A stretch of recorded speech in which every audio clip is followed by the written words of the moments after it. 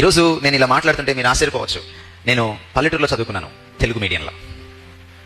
నా కజిన్స్ అందరూ సిటీస్లో చదువుకున్నారు. బికాస్ మై మమ్మీ పల్లెటూరులో గవర్నమెంట్ జాబ్ చేయవలసి వచ్చింది కాబట్టి. ఈరోజు నేను ఇంగ్లీష్ మాట్లాడితే నా ఇంగ్లీష్ మీడియంలో చదువుకున్నటువంటి నా కజిన్స్, నాతో కలిసి పెరిగిన వాళ్ళకి ఆశ్చర్యం వేస్తుంది. నా దగ్గర ఉన్నంత రిచ్ వొకాబులరీ వాళ్ళ దగ్గర ఇంగ్లీష్లో లేదు. నా క్లాస్మేట్స్ ఈ సిటీలో కూడా ఉన్నారు, చాలా చక్కగా సెటిల్ అయ్యారు నా క్లాస్మేట్స్. స్కూల్లో ఐ వాజ్ ఎ టాపర్. కానీ స్కూల్ ఎండింగ్లో 10th క్లాస్ 6 months అయ్యేటప్పటికి, హాఫ్ ఇయర్లో అయ్యే టైంకి మమ్మీ డాడీ ఇద్దరు ఆఫ్రికా వెళ్ళిపోయారు. నేను గార్డియన్స్తో ఉన్నాను. So I suffered from loneliness, ఒక kind of a home sickness.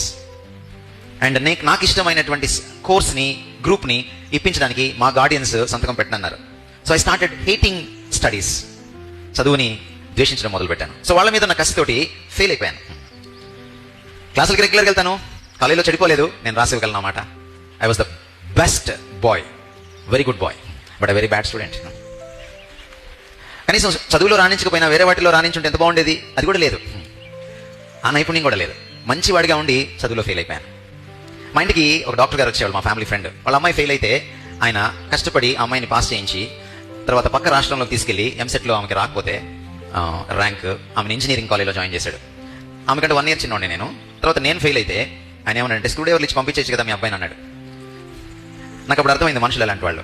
అంటే మీ అమ్మాయి ఫెయిల్ అయితేనేమో నువ్వు పక్క రాష్ట్రంలో ఇంజనీరింగ్ చేస్తావు, నేను ఫెయిల్ అయితేనేమో నేను మెకానిక్ నవ్వాలి. మోకరించి ప్రార్థన చేయడం మొదలుపెట్టాను. ప్రభా, నువ్వు నిజంగా నేను మారుమనసు పొందితే, నాకు రక్షణ అనుభవం ఉంటే, నాకు నువ్వు ఆత్మనిచ్చుంటే, నువ్వు జ్ఞానానికి మూలమైతే నాకు జ్ఞానాన్ని నువ్వు, నన్ను అందరూ అజ్ఞానిగా చూస్తున్నారు. I just want to prove to the world that I'm a wise man. And దేవుడు నాకు విజ్డమ్ ఇచ్చాడు. ఎక్కడ ఓడిపోయానో అక్కడ నన్ను గెలిపించాడు ఆయన. మన పని ఏంటంటే ఆయన నమ్మడం. న్యూనత భావంతో సఫర్ అయ్యేవాడిని నేను. ఎవరైనా ఇంటికి వస్తే వాళ్ళకి గుడ్ మార్నింగ్ చెప్పాలంటే నా కాళ్ళు వనికే. Such a timid boy I was. కానీ ఈరోజు నా 1000 మందితో నేను మాట్లాడగలను. నేను ఎస్పీలతో మాట్లాడాను, ఐఏఎస్ ఆఫీసర్స్తో మాట్లాడాను యేసుప్రభు గురించి కూడా. నక్సలైట్లతో కూర్చొని ప్రత్యక్షంగా వాదించాను, బైబిల్ కరెక్ట్ అని, కాల్ మార్క్స్ కంటే కూడా యేసుప్రభు గొప్పవాడని. God has given me courage. భారతదేశంలో ఉన్నటువంటి పెద్ద పెద్ద సైంటిస్టులతో కూర్చున్నాను. They could not answer my questions. I'm just an MA. బహుశా నాకు గుర్తుండి నేను పెద్దవాళ్ళతో కూర్చున్నప్పుడు కొన్నిసార్లు నాకు ఇంకా PG కూడా అవ్వలేదు. నేను ఎక్కడ ఓడిపోతానో అక్కడ నన్ను గెలిపించగలిగిన ప్రభు నాకున్నాడు, మనకున్నాడు.